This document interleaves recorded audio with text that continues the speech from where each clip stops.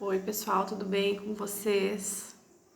Hoje então, como a prof mandou no nosso material, a gente vai conversar um pouquinho sobre mandalas, né? E eu escolhi esse assunto para a gente falar porque a técnica de confecção de mandalas, além dela trabalhar o nosso lado artístico, ela nos ajuda muito em questões emocionais, em como a gente se sente, em como a gente consegue melhorar os nossos sentimentos através da produção dessa arte milenar. É uma atividade bem legal, é para toda a família, tá? É uma atividade que toda a família podem fazer junto com vocês. Até indico porque é uma atividade muito utilizada por arte-terapeutas, inclusive, para ajudar as pessoas, porque quando a gente confecciona uma mandala, a gente também está colocando ali os nossos sentimentos e as nossas emoções, tá? A gente já vai entender um pouquinho mais, eu vou explicar para vocês. Eu tô com o meu computador aqui do lado, e com aquela mesma folhinha que eu mandei para vocês, e eu vou explicar um pouquinho e a gente vai conversar e depois nós vamos colocar as mãos à obra, tá bom? As mandalas, então, elas são desenhos bem antigos, né? São as primeiras, assim, são as primeiras que foram datadas, né? Foram do século VIII, lá na região do Tibete. Então, nós estamos falando de uma arte oriental. Oi, filha. Oi. Tudo bem? Tô pronta já. Tá pronta já? Sim. Tá bom, meu amor. Hoje apareceu uma noivinha. É? Sim. Tá bom.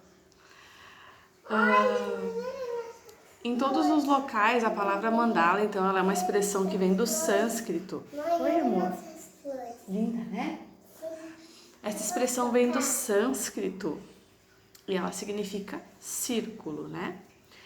E ela é feita um círculo representando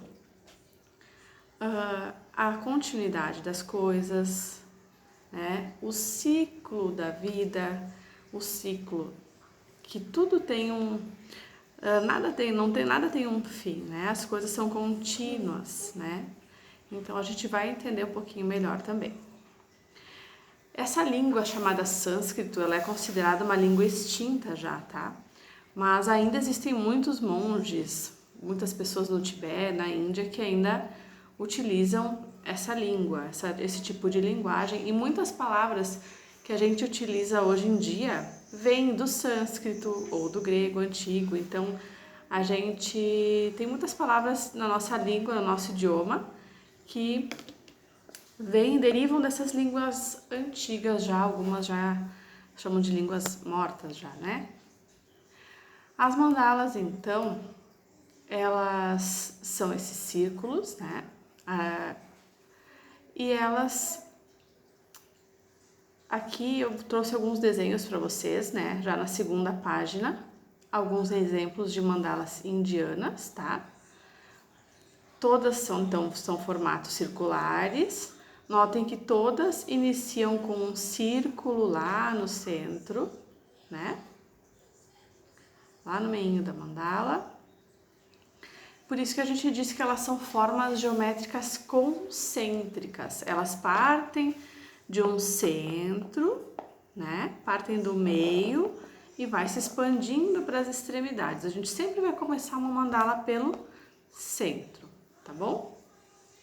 Esses desenhos, eles são denominados na cultura oriental como yantras, né? Que é uma palavra também derivada do sânscrito, né? E significa instrumento. Yantra significa instrumento. Então, a mandala, nas culturas orientais, ela é um instrumento de autoconhecimento, de autopercepção. Eles dizem que quando você faz a sua mandala, você está traçando também um pouquinho da tua história e da tua vida. Porque ao fazer a mandala, a gente está colocando a nossa maneira de fazer, né? A nossa percepção. E tudo que a gente faz tem a nossa alma, tudo que a gente faz tem o nosso coração, né? Então, por isso que eles falam na mandala como esse instrumento de autoconhecimento. Esse objetivo, então, que eles pretendem, né, muda de cultura para cultura. Aqui, na nossa cultura ocidental, a gente tem a mandala mais como uma questão de arte, terapia e uma ferramenta muito importante, que é uma questão que a gente também tem que trabalhar na escola, que é a concentração, né? O aprendizado da concentração, do foco. É muito importante quando a gente realiza esse trabalho, a gente está 100% focado nele, prestando atenção naquilo que a gente está fazendo. E esse é um dos objetivos da confecção da mandala, do aprendizado da concentração, tá? As formas, então, elas podem ser criadas com diversos materiais. Na nossa cultura, a gente usualmente usa tintas, lápis, canetinhas, mas lá na cultura oriental a gente vai ver no texto aqui que eles utilizam areia e outras coisas também, tá? Aqui a gente vê então no texto os tipos que existem, como a prof acabou de falar, né?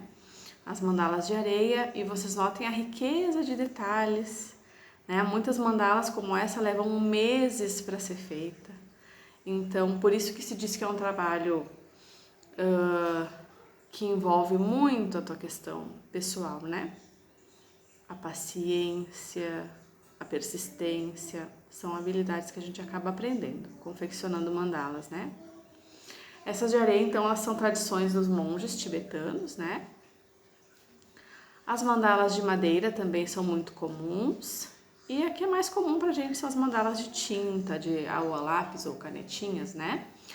Nessa tradição hinduísta, que é essa oriental que a prof estava falando para vocês, a gente vê também a representação das mandalas como os chakras, né, do nosso corpo. Por que é importante a gente, independente da nossa crença religiosa, por que é importante a gente aprender essas coisas, né? Em primeiro lugar, porque é a cultura do mundo. A gente está falando aqui também um pouco de cultura de outros povos, né? E a gente precisa, dentro da nossa disciplina, além de conhecer a nossa cultura, do nosso bairro, da nossa família, das pessoas com quem a gente convive, ampliar os nossos horizontes e aprender um pouquinho sobre culturas de outros povos. Aqui a gente está falando então de uma cultura oriental, de um pessoal que mora lá do outro lado do nosso planeta, bem longe da gente, mas que compartilham às vezes os mesmos desejos, né? De concentração, de aprendizado da paciência, da persistência, das habilidades artísticas, né? E nesse ponto, alguns também lá na cultura deles, eles acreditam que nós temos pontos de energia no nosso corpo, né? Então, são o que eles chamam de chakras, tá? Por que a gente vai saber disso? Porque faz parte deles. Agora não pode pintar o cabelo. A mãe já pinta teu cabelo, tá? Só um pouquinho. Essas técnicas, os chakras, então, o que eles são? Eles acreditam em pontos de energia. A gente teria um chakra aqui, um ponto energético, um no coração, outro no abdômen e assim por diante. São pontos energéticos que eles acreditam que quando a gente confecciona a nossa mandala, a gente também equilibra o nosso centro energético, tá? Tudo que a gente faz no campo prático, na nossa vida, em ações, sem dúvida nenhuma também interfere na nossa energia, em como a gente se sente, né? Assim como a gente quando faz coisas boas, a gente se sente bem, nos dá um sinal de que tudo que acontece na nossa vida interfere no nosso sentimento. Aqui na caso da prática artística, ela é voltada também para nos ajudar a nos sentir bem. Esse é o objetivo da mandala num cunho geral, nos ajudar a nos sentir bem. E um dos motivos principais que eu escolhi essa temática para essa semana é esse momento que a gente está vivendo, né? Dessa pandemia, de todo esse estresse que envolve a nossa vida nesse momento, seja por toda a questão que está acontecendo no mundo e no país, seja muitas vezes por questões que acontecem na nossa casa, na nossa vida, em como a gente está se sentindo nesse momento ficando só em casa. Muitas vezes não é fácil, né?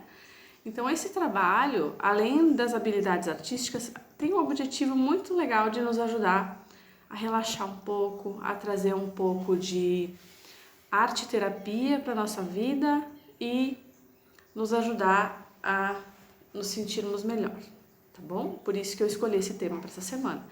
Eu acho que no fundo todos nós estamos precisando um pouquinho de arte e se tiver como aliar alguma ferramenta nesse sentido que nos ajude a nos sentir melhor, que nos ajude a aliviar esse estresse que a gente está passando nesse momento, por isso que está sendo então bem válido a gente fazer isso, tá?